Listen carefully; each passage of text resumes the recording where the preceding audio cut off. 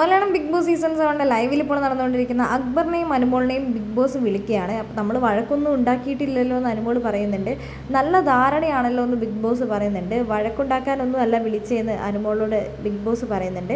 നിങ്ങൾക്ക് രണ്ടുപേർക്കും കഥാപ്രസംഗം അറിയാമോ എന്ന് ബിഗ് ബോസ് ചോദിക്കുന്നുണ്ട്. കഥാപ്രസംഗം അറിയില്ല ബിഗ് ബോസ് എന്ന് അനുമോൾ മറുപടി പറയുന്നുണ്ട്. കേട്ടിട്ടുണ്ടോ എന്ന് ചോദിക്കുന്നുണ്ട്. കേട്ടിട്ടുണ്ട്, ഇതുവരെ ചെയ്തിട്ടില്ല എന്ന് അനുമോളും അക്ബറും പറയുന്നുണ്ട്. മോഹൻലാൽ വരുന്ന രണ്ടാമത്തെ ദിവസം ഞായറാഴ്ച നിങ്ങളുടെ 50-ാം എപ്പിസോഡാണ്. 2 ടീമുകളായിട്ട് നിങ്ങൾ തിരിക്കണം. അനുമോളുടെ ഒരു ടീമും അതേപോലെ തന്നെ അക്ബറിൻ്റെ നേതൃത്വത്തിൽ ഒരു ടീമും. 4 മിനിറ്റ് ദൈർഘ്യമാണ് നിങ്ങൾക്ക് തരിക.